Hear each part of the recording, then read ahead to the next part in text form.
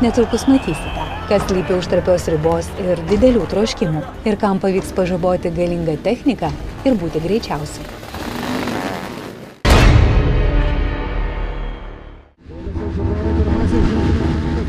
Rubrikoje Sportas varžovų kova smėlio trasoje. Adrenalinas. Labai dažnai laidos teritoriją reportažuose savo herojus pavadiname adrenalino fanatikais. Jie visi sąmoningai užsiema aktyvia ir pavojinga veikla ir eina ten, kur gali pasisotinti šiuo hormonu. Jie gyvena taip intensyviai ir daro viską, kad pasiektų tam tikrą svaiginantį malonumą teikiantį jausmą. Įvairios ekstremalios sporto šakos yra geriausias pavyzdys. Ir šiandien tai motosportas, apie kurį netrukus išgirsite dar daugiau. Vienoje greičiausių šalies motokroso trasų Petrašiūnų Pakruojo rajone įvyko 3. Lietuvos motociklų kroso čempionatas ir kartu Lietuvos motokroso taurės 3. etapas. Net 16 skirtingų klasių 2 dienas vykusiose čempionato varžybose dėl prizinių vietų varžėsi 140 sportininkų iš Lietuvos, Latvijos, Estijos bei Baltarusijos. Po 11 metų renovuota motokroso trasa sunkiai atpažįstama. Pokyčiai. Jie turi vykti, pasakoja šios trasos siela ir varžybų organizatorius Egidijus Šiaučiūnas. Dabar paskutiniu metu dirbame su aukšto sportinio meistriškumo sportininkais ir manom, kad turėtų Lietuvoje būti gal viena, gal ir daugiau trasų, kurios būtų šiek tiek sudėtingesnės ir sportininkas galėtų tobulėti joje. To ir siekėme galbūt. Dideli greičiai, variklių gaudesys, sudėtinga ir greita Petrašiūnų trasa kaitino lenktynininkų azartą. Ruošiant šią motokroso trasą organizatorius nemažai padirbėjo ir užtikrintai sako, kad tai kietas riešutėlis. Žinokit, aš manau, kad daugiau gal sudėtinga. Žinot, aišku, mėgėjai ir sportininkai vargsta, sako, nuovargis gaunas, bet aš manau, kad vis tik sporto politika verčia mus žengti į aukštą sportinį meistriškumą ir garsinti motokrosą ne tik čia Lietuvoje, bet ir už jos ribų. O tam to reikia mokytis, o kad mokytis reikia sudėtingos trasos. Tikros šios sporto legendos daugkartinio motociklų kroso čempiono Edvardo Ramono akis dega ir šiandien. Didžiausias džiaugsmas jam, kad perspektyvus jaunimas turi kur lenktyniauti. Graži trasa ir žiūrovam labai įdomi, matosi gerai, daug šuolių, vienu žodžiu šiuolaikinė. Posūkiai, šuoliai, bangos, taip, jau čia reikia ištvermės turėti. Jaunimą atras, kaip sakant, ištvermingiem žmonėm.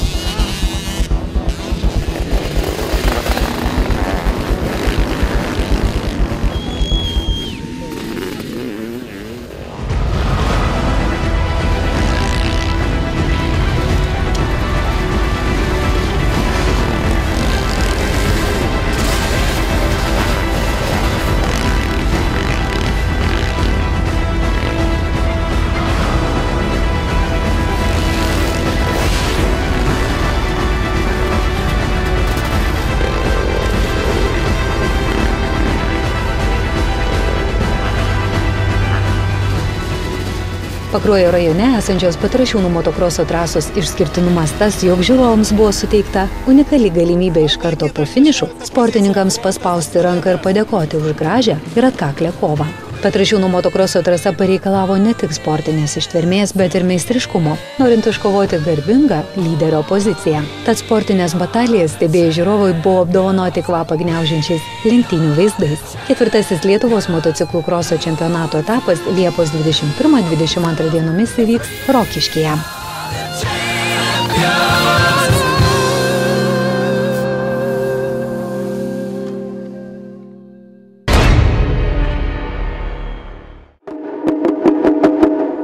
Toliau rubrikoje sportas finalinės triumfo akimirkos. Antrąjį pasakojimo apie Europos kiokušinkaratė čempionatą Antverpene, Belgijoje dalį pradėsime vaizdais iš įspūdingos atidarymo ceremonijos.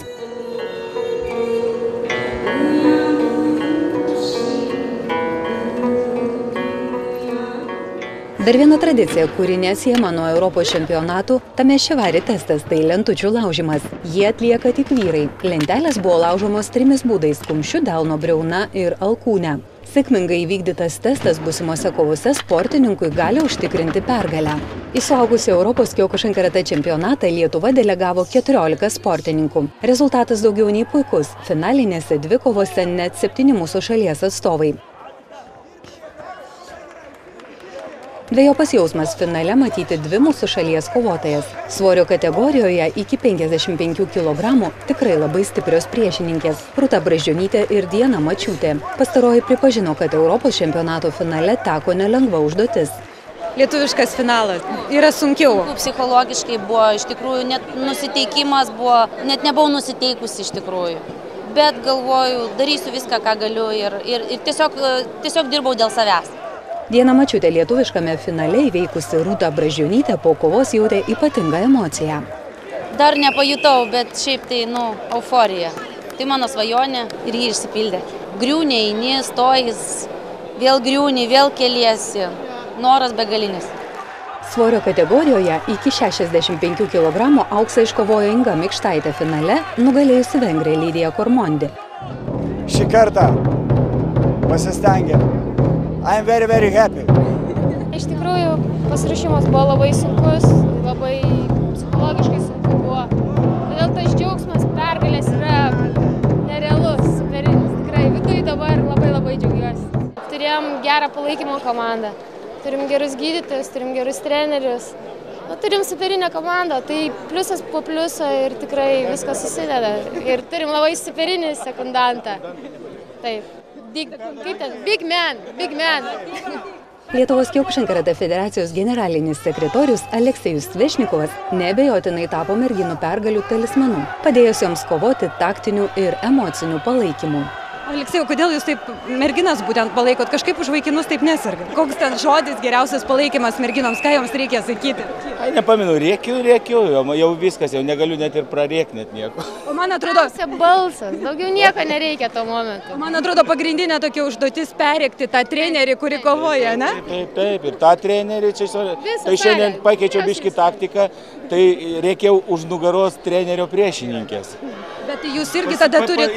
Irgi žinokit, labai taip tokia pasiteisino šitas momentas. Sportininkai fiziškai treniruojasi, o kaip jūs treniruojat balsą? Chorą lanko, berniukų chorą. Nuo vaikystės. Galiu padainuoti. Bet... Augo girioje žolėlis. Ačiū. Sunkiausioje svorio kategorijoje virš 65 kg auksas atiteko daugkartiniai Europos ir pasaulio čempioniai Margaritai Čiuplytei. Į finale palaužė vengrė Šengės Šepezi. Margarita pripažino, kad pirmyn veda stiprus faktorius. Troškimas tai tiesiog nesustoti ir visada po truputėlį žengti į priekį, o vyriškas gal dėl to finalas, kad tiesiog labai aktyvi priešininkė, tai tiesiog reikia, kaip sakyti, nenusileisti ir duoti atgal, kad nepralaimėti, tai dėl to gal taip ir gavosi, o šiaip tai kaip tik galvo gan ramios ir užtikrintos varžybos, man bent jau tokia gera diena. Netikėjau, kad viskas bus taip gerai, maniau bus sudėtingiau, taip kalbėjo neprilygstamas ilgametis Lietuvos rinktinės kovotojas Orestas Proc. Orestas visas 5 kovas laimėjo anksčiau laiko, nė karto neprireikė teisėjų sprendimo. Laimėti finale tai sena svajonė, todėl laukiant šios kovos, Orestas patyrė tai, kas sportiniais terminais vadinama perdegiau. Vis tik tai Orestui pavyko susitelkti ir įveikti švedą Jimmy Colliną. Tai šoviai. pataikiau, pasisekė. Tiesiog atėjo mintis ir išėjo padaryti, įvykdyti. Tiek. Nors prieš čempionatą buvo spėjama, kad lietuvių finale teks kovoti su rumūnu Mariumi Eilu, tačiau sportinė sėkmė šį kartą buvo ne rumūno pusėje. Iš tikrųjų, tai su abiejais priešininkais turėjau revanšą turėti. Tiesiog su šito biški seniau, nes gal biški sunkesnis, kadangi labiau juda, šitas labiau statiškas. Šiaip visos varžybos kaip sapnas. Dar taip niekad nėra buvę. Labai tokios fainos, smagios. Viena didžiausia apskritai viso turnyro staigmenų tapo Edgaras Sečinski iki 90 kg, kuriam tai buvo debiutas tokio lygio varžybose. Jaudulio turėjai, tokio, ar adrenalino daugiau, ko? Adrenalino labiau. Po 2 kovų adrenalinas kaip reik suveikia ir parodžiu savo charakterį, norą ir ryžtą. Finale, kuriame turėjo susitikti su bene tituluočiausiu Europos kiokušin karatė meistru bulgaru Valerijumi Dimitrovu, Edgaras pasitarė su savo treneriu Pauliumi Klapatausku dėl patirtų traumų nusprendė nekovoti ir džiaugėsi pelnytą antrąją vietą. Dėl traumos nenorėjom, kad dar blogiau būtų, nusprendėm, kad užtenka. Pasiekėm to, ko reikia, kelialapį į pasaulio čempionatą ir viskas. Sunkiausioje svorio kategorijoje Lukas Kubilius virš 90 kg kovojo su jam pažįstamu varžovu Danijos atstovu Brianu Jakobsenu. Finale triumfavo Lukas. Iš tikrųjų, emocijos ima viršų. Labai norės laimėti visą laiką. Kartais gal trūksta pasiruošimo, trūksta ištvermės, bet noras visą laiką lieka ir svarbiausia kovoti iki galo ir rodyti savo pastangas. O kas nori, tai manau visą laiką turėtų didesnį šansą laimėti. Prieš Europos kiokušin karatė čempionatą vykusioje kato rungtyje Rita Pivoriūnaitė užėmė 5, o Diana Mačiūtė 8 vietą. Raimundas Paškauskas laimėjo bronzą. Lietuviai Europos kiokušin karatė čempionate Belgijoje kovose iškovojo 8 medalius, iš jų net 5 aukso. Komandų įskaitoje tarp 26 valstybių lietuviai be konkurencijos užėmė 1 poziciją. Geri rezultatai, tokie ir įspūdžiai.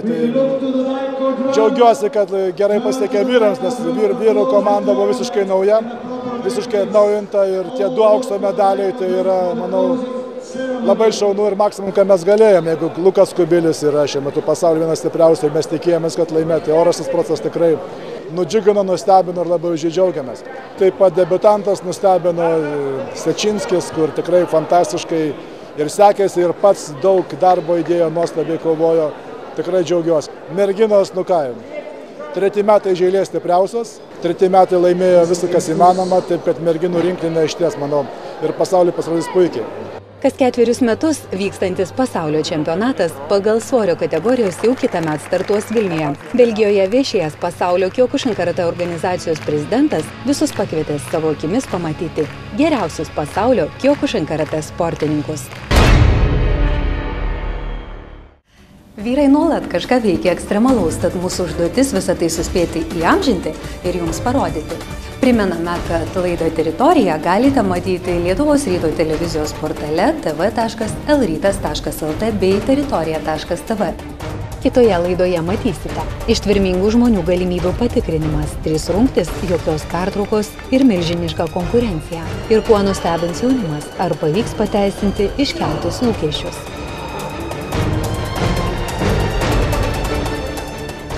Iki naujų susitikimų. Sudie.